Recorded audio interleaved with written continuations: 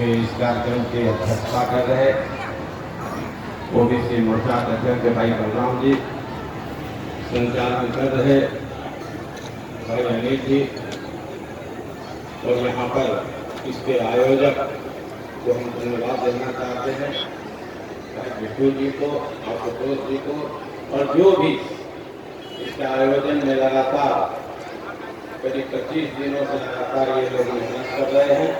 सभी को इस चीज़ के लिए धन्यवाद देते हैं, बधाई देते हैं और आभार प्रकट करते हैं।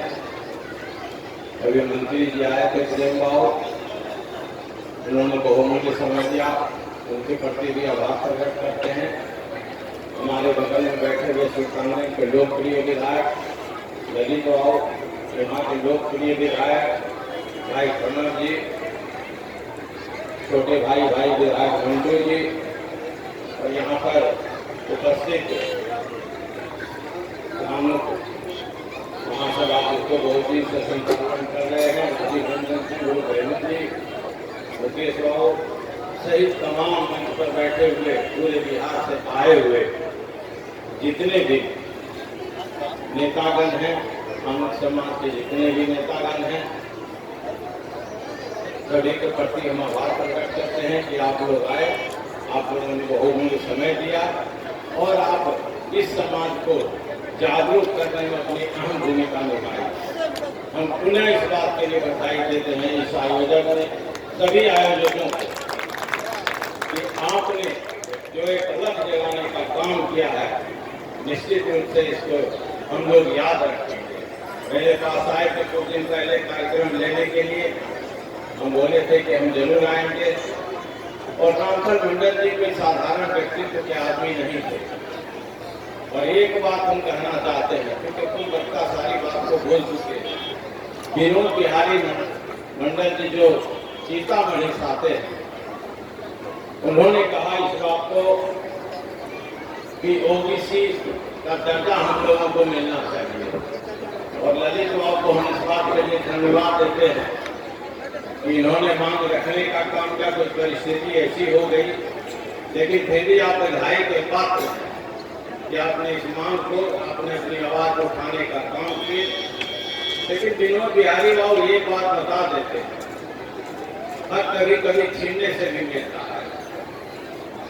अभी रामफल मंडल जी आज हम लोगों के बीच नहीं रहे, उनकी शहादत को बिहार में बहुत कम लोग जानते थे।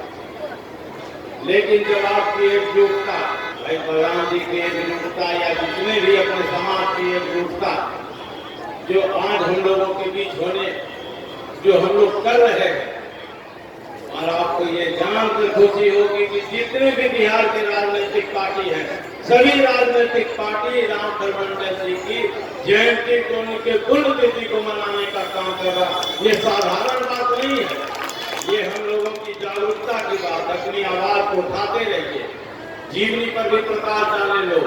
हम भी पढ़ रहे थे इनकी जीवनी को, हम जब जीवनी इनकी पढ़े तो आश्चर्य हुआ इस व्यक्ति के बारे में कि यही भागलपुर जेल में उनको फांसी की सजा देने का काम ब्रिटिश सरकार ने किया। इन पर आरोप लगा था कि इन्होंने एक एसडीओ की हत्या कर दी थी खरड़ा से, और इनके पक्ष में गांधी जी भी आए, वकील को भेजने के काम किए। गांधी जी अपने जितने भी सहयोगी थे उनको भेजे और बोले, वकील इनको समझाने का काम किया जेल में, सेंट्रल जेल जाकर के, किसी को आप एक लाइन सिर्फ बोल दीजिए कि हमने हत्या नहीं किया और ये भीड़ ने हत्या किया है। लेकिन हमारे पुरखे ऐसे थे, इतने 3 दिनों तक बहस चला, और 3 दिनों तक इन्होंने साफ कहा इस बात को कि हत्या मैंने की है, हत्या सजा हमको मिलना चाहिए, मैंने हत्या की है। आप ये जान लीजिए, जज पूछे कि आपकी अंतिम इच्छा क्या है, तो इनकी अंतिम इच्छा थी कि ब्रिटिश जो हुकूमत है देश में, वो यहाँ छोड़कर चला जाए, भारत को आजाद एक राष्ट्र बने, उनकी अंतिम इच्छा थी। और इसी इच्छा को वो संघर्ष करते रहे।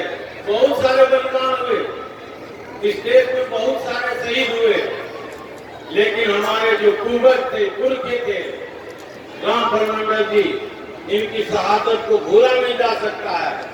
ये झूठ बोल करके शहीद नहीं उन्होंने एक अलग जगाने का काम किए और अलग जगा करके उन्होंने यह बताने का काम किए कि हमारे बीच जो भी लोग हैं इस बात को जाने। और एक चीज जान लीजिए कि इनकलाब जैसे नहीं होता है, उसमें विचार की लड़ाई होती है। अपने विचार को मत मरने दीजिए, अपने विचार को जिंदा रखिए।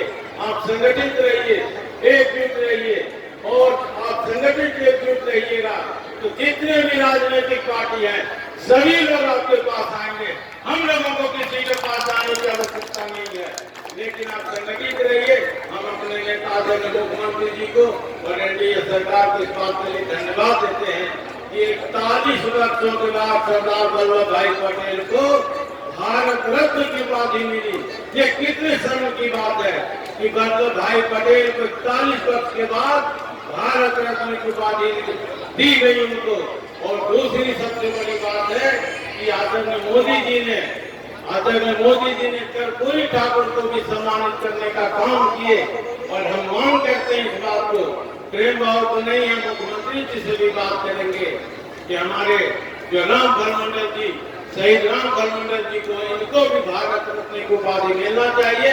इन्हीं बातों के साथ बहुत बहुत धन्यवाद। जय हिंद।